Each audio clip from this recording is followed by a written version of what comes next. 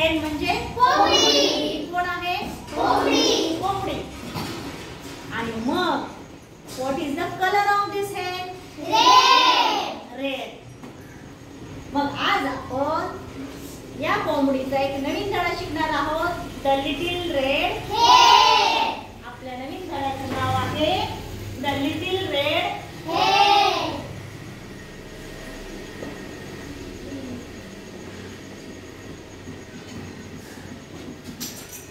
The little red हेन. A little red hen, a little red hen lived on a farm. एका form वर राहायची. Form म्हणजे शेती. आणि मग ती लिटिल रेड हेन शेतावर कुणासोबत राहायची? With a cat, with a dog, with a dog and with a duck. या तिघांसोबत ही लिटिल रेड हेन शेतावर राहायची. हे सगळे मिळून राहायचे. आणि मग वन डे एक दिवस शी फाउंड तिला सापडलं. काय सापडलं? A few grains of wheat. गव्हाचे थोडे धान्य सापडलं. ग्रेन्स सापडले. आणि मग ते तिनं खाऊन नाही टाकलं. काय म्हणते? तिने विचार केला वेगळा. याला जर आपण पेरलं तर, आहे का नाही? याला जर पेरलं तर भरपूर गहू येतील. आणि मग ती म्हणाली, हे चौघजण राहत होते ना, त्यांना विचारलं त्या तिघांना, हु विल सॉ द व्हीट? गव्हाची सॉ म्हणजे पेरणी. गव्हाची पेरणी कोण करील? आणि मग हा डक म्हणाला, not I, said the duck. Duck म्हणाला, मी नाही. Not I, said the cat. Cat म्हणाली, मी नाही. Not I, said the dog. Dog पण म्हणाला, मी नाही. Very well then, said the little red hen. Little red hen म्हणाली, ठीक आहे तर. Very well then, I will, मी करीन. आणि मग so she sowed the wheat. आणि मग तिनं काय केलं? गहू पेरले. गव्हाची पेरणी करून टाकली. सॉ म्हणजे पेरणी केली. SOW सॉ म्हणजे पेरणे. SOWED सॉ म्हणजे पेरणी केली.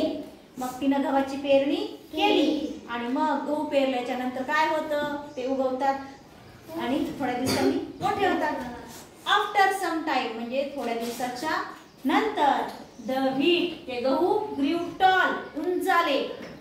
टॉल विथ इयर्स, त्याला इयर्स आले. इयर्स म्हणजे कान. कान.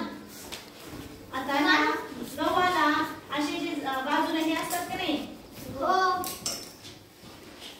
याच्यामध्ये असे छोटे छोटे गहू असतात. आणि याला म्हणले गव्हाचे कान. हे काही कान नसतात, पण ते कानासारखे असे लांब लांब बाजूला असतात, म्हणून ते म्हणले गव्हाचे कान. आणि मग या after some time the wheat grew tall, ते गहू उंच आले आणि फुल ऑफ ग्रेन, त्याचे इयर्स काय झाले?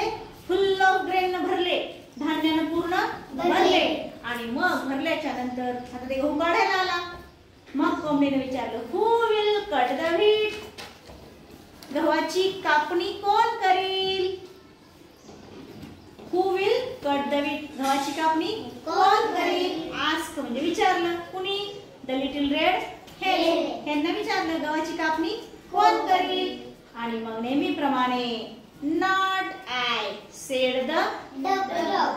Not I, said the cat. Not I, said the dog. तिघही म्हणाले, नॉट आय, मी नाही. व्हेरी वेल देन, ठीक आहे तर, सेड द लिटिल रेड हेन. लिटिल रेड हेन म्हणाली, ठीक आहे तर, आय विल, मी करीन. आणि मग so she cut the wheat. ती शेतात गेली आणि तिनं शी कट द व्हीट, गव्हाची कापणी तिनं केली. आणि मग गव्हाची कापणी केली, त्याचा ढीग टाकला. आता काय करायचं असतं? कापण्यानंतर त्याची काय करायचं? कापल्यानंतर त्याची मळणी करायची आणि त्याच्यातलं धान्य बाजूला काढायचं असतं. आणि मग नाव शी सेड, आता ती म्हणाली, हु विल थ्रेश द व्हीट? गव्हाची थ्रेश. थ्रेश म्हणजे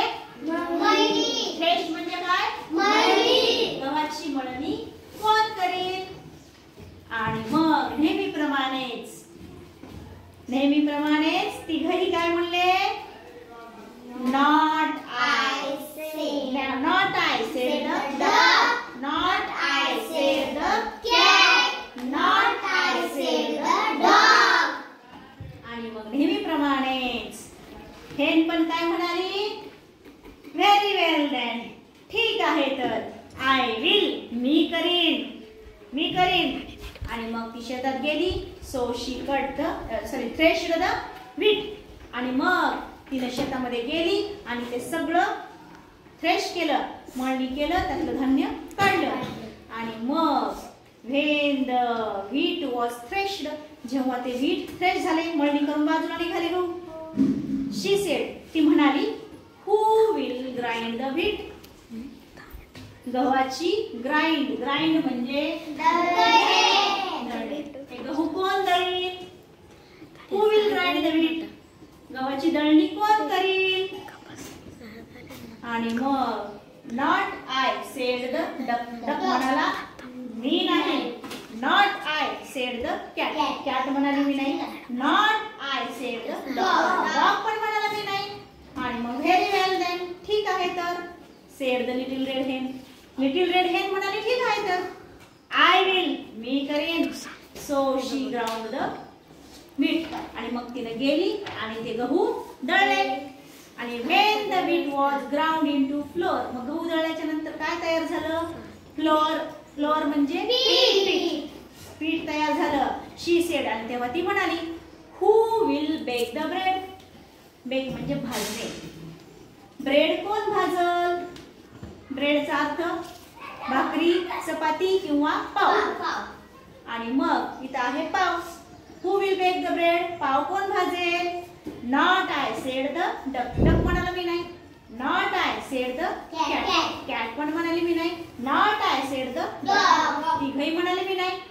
मग ही होती हुशार, ही म्हणाली very well then, ठीक आहे तर.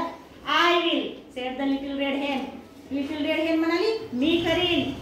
आणि मग तिनं सुंदर पावाचा तुकडा भाजला. Very well then said the little red hen. आणि आय विल म्हणाली आणि तिने and she baked a lovely loaf of bread, एक लवली म्हणजे सुंदर पावाचा तुकडा तिने तयार केला.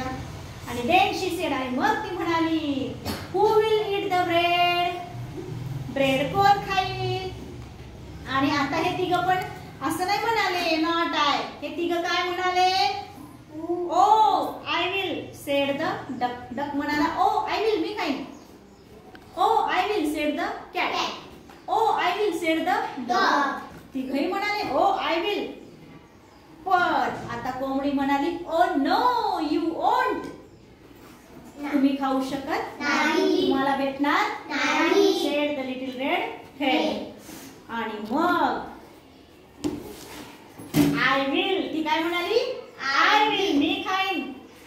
And she called her chicks, तिने तिच्या पिल्लांना बोलावलं. अँड दे ऑल, आणि ते सगळे बघा तिथे बसून खात आहेत. बघा तिचे छोटे छोटे पिल्ल. आणि तिनं मिळून त्यांनी काय केलं? तो लवली लोफ ऑफ ब्रेड, सुंदर पावाचा तुकडा सगळ्यांनी मिळून खाल्ला. आणि मग कोंबडीने एकटीने काम केलं, पण तिने एकटीने खाल्लं का? नाही. तिने तिच्या पिल्लांना बोलावलं. म्हणजे आई आपल्या पिल्लांसाठी नेहमी मेहनत करत असते. आपली आई पण आपल्या लेकरांसाठी म्हणजे आपल्यासाठी पहाटेपासून उठते, आपला डबा बनवते, मेहनत करते. मग आपण आपल्या आईची आज्ञा पाळायची, आईने सांगितलेले काम ऐकायचे. हा, आणि कोंबडीने मेहनत केली म्हणून तिला खायला भेटलं. मग आपण पण नेहमी मेहनत केली पाहिजे. देडेहारी पलंगावारी असं कुणालाही भेटत नाही. नेहमी आपण मेहनत केली पाहिजे. मेहनतीनं केलं तर आपलं पोट भरतं. ह्या तिघांनी मेहनत केली नाही, त्यांना खायला भेटलं नाही. कोंबडीनं मेहनत केली, तिला खायला भेटलं, पोटभर खायला भेटलं. समजलं का धडा? ही गोष्ट आवडली तुम्हाला? चला आपण मग आता दुसऱ्या तासात भेटूया. तोपर्यंत बाय बाय.